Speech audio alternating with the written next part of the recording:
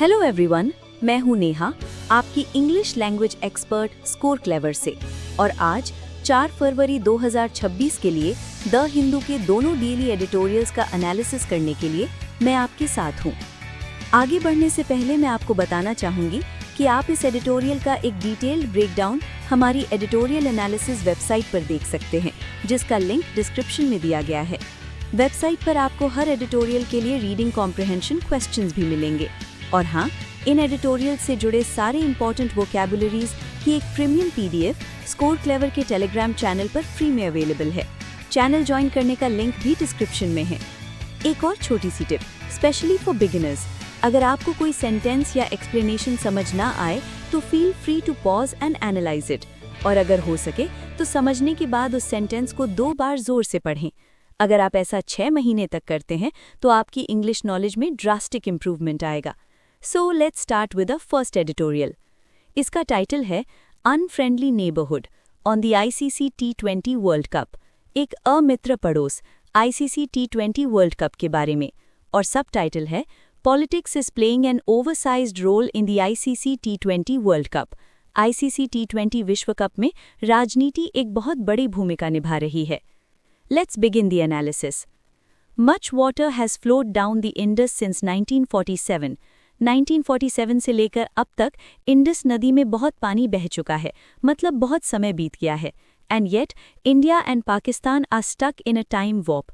और फिर भी भारत और पाकिस्तान एक टाइम वॉर्प में फंसे हुए हैं, यानी समय के साथ आगे नहीं बढ़ पाए हैं। When it comes to border conflicts and cricketing ties, जब बात सीमा विवादों और क्रिकेट संबंधों की आती है।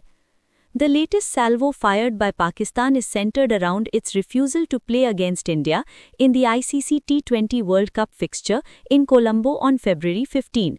पाकिस्तान द्वारा दागा गया नवीनतम साल्वो, या कह सकते हैं पहला हमला, भारत के खिलाफ खेलने से इनकार करने पर केंद्रित है। 15 फरवरी को कोलंबो में होने वाले ICC T20 वर्ल्ड कप के मैच में। In a bizarre turn of events, एक अजीबोगरीब घटनाक्रम में भारत के पश्चिमी पड़ोसी यानी पाकिस्तान ने इस बात पर आपत्ति जताई है कि बांग्लादेश को एक न्यूट्रल वेन्यू यानी एक तटस्थ स्थान देने से मना कर दिया गया और उसे चैंपियनशिप से भी बाहर कर दिया गया। The logic being, if Pakistan can be given a neutral venue in Sri Lanka, the same concession could have been granted to Bangladesh. तर्क ये दिया जा रहा है कि अगर पाकिस्तान को श्रीलंका में एक न्यूट्रल वेन्यू दिया जा सकता है तो वही रियायत बांग्लादेश को भी दी जा सकती थी। However, Pakistan's fixtures were fixed a long time ago. हालांकि पाकिस्तान के मैच बहुत पहले ही तय हो चुके थे, while Bangladesh's sudden insistence on shifting its preliminary games outside India came too late and proved to be a logistical nightmare. जबकि बांग्लादेश की अपने प्रारंभिक खेलों को भारत से बाहर स्थानांतरित करने की अचानक जिद बहुत देर से आई और एक लॉजिस्टिकल नाइटमेयर साबित हुई, मतलब प्रबंधन और व्यवस्था के हिसाब से बहुत बड़ी मुश्किल बन गई। But it would be simplistic to only just blame India's neighbors on either side for political posturing. लेकिन political posturing यानी राजनीतिक दिखावे के लिए केवल भारत के दोनों ओर के पड़ोसियों को दोष देना बहुत सरल या ओवर सिंपलिस्टिक होगा। This current mess affecting a global cricketing tournament was triggered from Delhi. एक वैश्विक क्रिकेट टूर्नामेंट को प्रभावित करने वाली ये मौजूदा गड़बड़ी दिल्ली से शुरू हुई थी। Kolkata Knight Riders were nudged to drop Bangladeshi pacer Mustafizur Rahman from its squad. Kolkata night Riders को बांग्लादेशी तेज गेंदबाज मुस्तफिजुर रहमान को अपनी टीम से बाहर करने के लिए उकसाया गया था। And this move unleashed a catastrophic domino effect on the championship. और इस कदम ने चैंपियनशिप पर एक विनाशकारी डोमिनो इफेक्ट यानी एक के बाद एक होने वाली बुरी घटनाओं की श्रृंखला शुरू कर दी।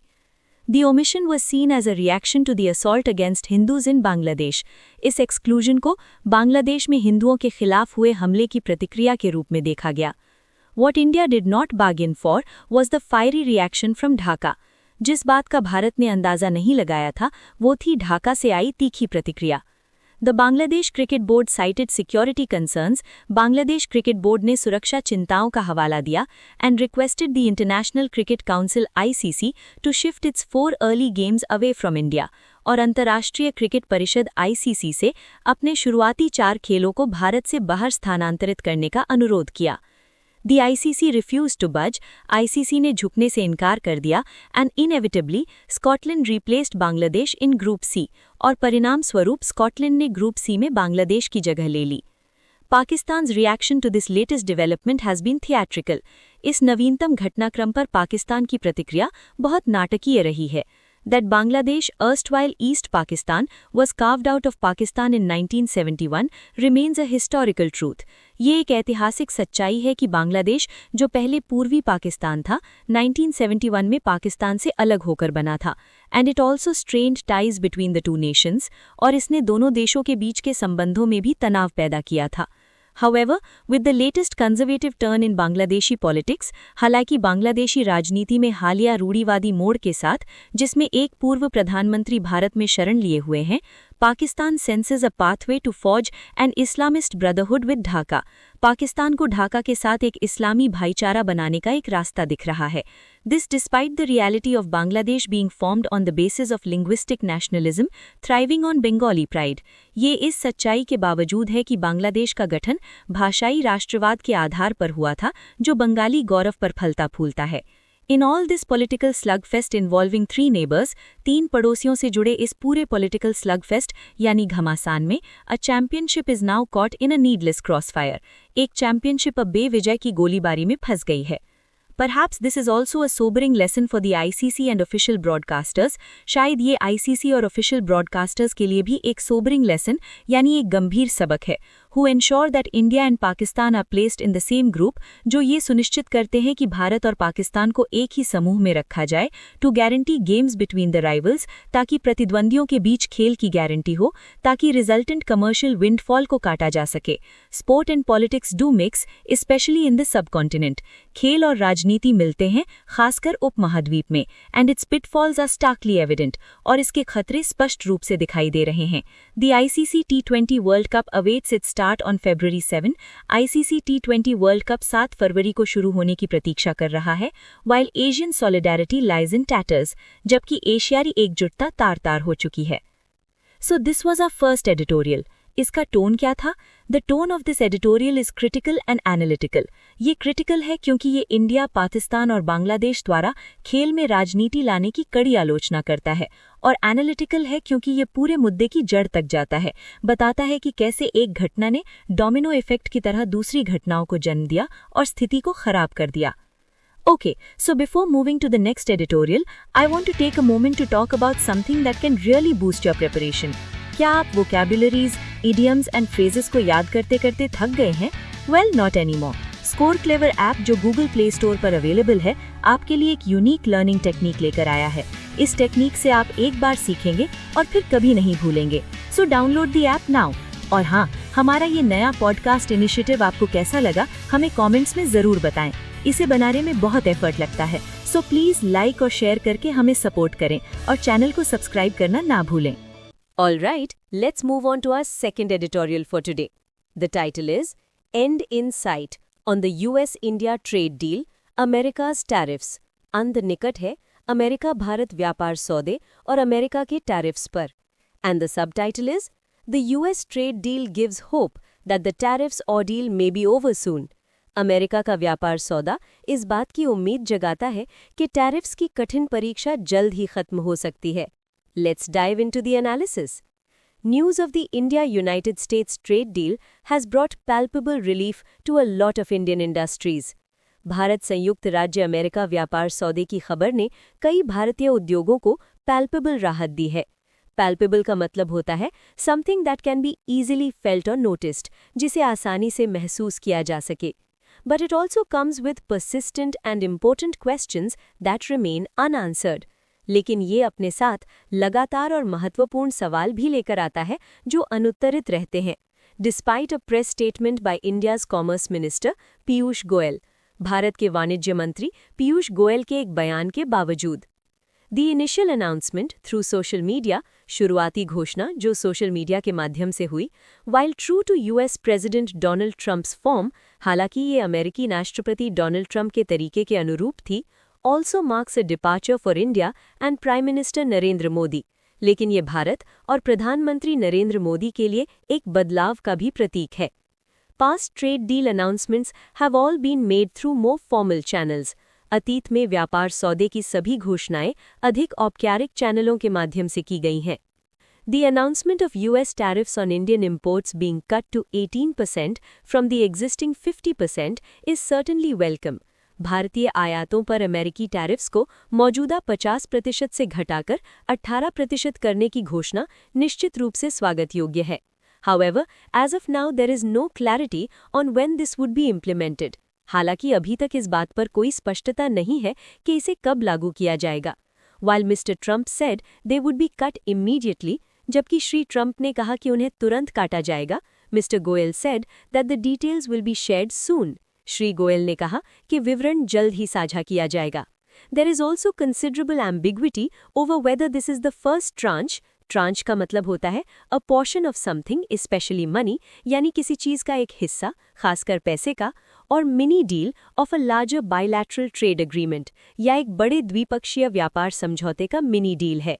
A limited deal affecting only tariffs, या ये केवल टैरिफ्स को प्रभावित करने वाला एक सीमित सौदा है, और something in between, या इन दोनों के बीच का कुछ है. Mr. Trump's assertion that Mr. Modi has agreed to stop buying Russian oil, Shri Trump का ये दावा कि श्री मोदी रूसी तेल खरीदना बंद करने पर सहमत हो गए हैं, must also be addressed by the Indian government sooner rather than later. इस पर भी भारत सरकार को जल्द से जल्द ध्यान देना चाहिए. Mr. Goel did not touch upon this in his statement. Shri Goyal ने इस पर अपने बयान में कोई बात नहीं की.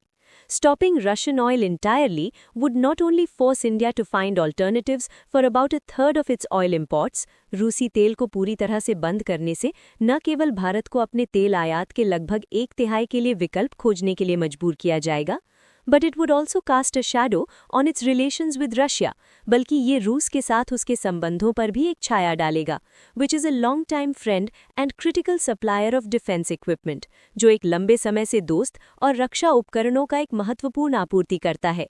Such a move would announce a very definite realignment for India.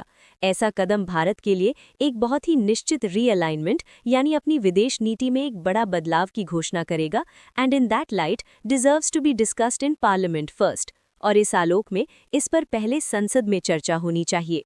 Similarly, buying more Venezuelan crude comes with its own refining challenges. इसी तरह अधिक वेनेजुएलाई कच्चा तेल खरीदने की अपनी रिफाइनिंग चुनौतियां हैं. There is also the question of what India has committed to the US in terms of tariff concessions, investments and purchase orders. ये भी सवाल है कि भारत ने अमेरिका को टैरिफ में छूट, निवेश और खरीद आदेशों के मामले में क्या प्रतिबद्धता दी है. Apart from making the assurance that sensitive agricultural items and dairy would be excluded, इस आश्वासन के अलावा कि संवेदनशील कृषि वस्तुएं और डेयरी को बाहर रखा जाएगा, the government has been silent despite several significant assertions being made by Mr. Trump and his team. Shri Trump और उनकी टीम द्वारा कई महत्वपूर्ण दावे किए जाने के बावजूद सरकार चुप रही है. While the final stages of detailing are still to be completed, as Mr. Goel has said, जैसा कि श्री गोयल ने कहा है कि विवरण के अंतिम चरण अभी पूरे होने बाकी हैं, the light at the end of the tunnel has already buoyed Indian stock markets. सुरंग के अंत में प्रकाश ने पहले ही भारतीय शेयर बाजारों को buoyed कर दिया है. Buoyed का मतलब होता है to make someone feel happier or more confident, यानी किसी को उत्साहित करना. Bolstered the rupee और रुपये को मजबूत किया है यानी मजबूत किया है, and brought a special cheer to labor-intensive sectors such as textiles, apparel, footwear, leather and engineering goods, जो कपड़ा, वस्त्र, जूते, चमड़ा और engineering सामान जैसे श्रम प्रधान क्षेत्रों में विशेष खुशी लाई है. That had been hurting from the 50% tariffs, जो 50% टैरिफ से पीड़ित थे. These sectors already stand to gain from the India-European Union trade deal. ये क्षेत्र पहले से ही भारत यूरोपीय संघ व्यापार सौदे से लाभान्वित होने वाले हैं, which Mr. Goel has assured will come into effect this year, जिसके बारे में श्री गोयल ने आश्वासन दिया है कि ये इसी साल लागू होगा. The tariffs they will face in the US will likely still be slightly higher than those enjoyed by competitors in the Southeast Asian countries due to their most favored nation status. America में उन्हें जिन tariffs का सामना करना पड़ेगा वो दक्षिण पूर्व एशियाई देशों में प्रतिस्पर्धियों द्वारा प्राप्त टैरिफ्स की तुलना में अभी भी थोड़े अधिक होने की संभावना है, उनके मोस्ट फेवर्ड नेशन स्टेटस के कारण. Yet, the new deal stands to certainly enhance their competitiveness. फिर भी ये नया सौदा निश्चित रूप से उनकी प्रतिस्पर्धा को बढ़ाएगा, and the targeted announcements in the Union Budget 2026 should also help bridge this narrower gap. और केंद्रीय बजट 2026 में लक्षित घोषणाओं को भी इस संक्रिय अंतर को पाटने में मदद मिलनी चाहिए। And that brings us to the end of the second editorial.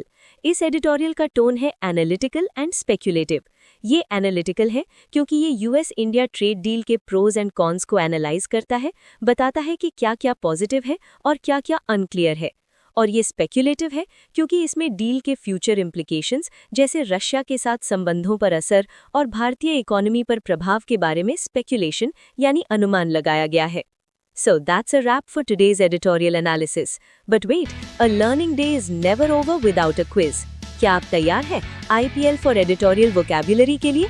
जी हाँ, स्कोर क्लेवर के टेलीग्राम चैनल पर हर शाम 7 बजे होता है एडिटोरियल वोकैब लीग। ये एक लाइव क्विज है जिसमें आज की एडिटोरियल्स के वोकैब वर्ड्स कवर होते हैं। इसमें मंथली लीग्स, स्कोर्स और एक्साइटिंग रिवॉर्ड्स भी हैं। तो इंतजार किस बात का? Join the vocab league now. Joining link description में है। This is your host and dost Neha signing off. Keep learning, keep growing. See you tomorrow.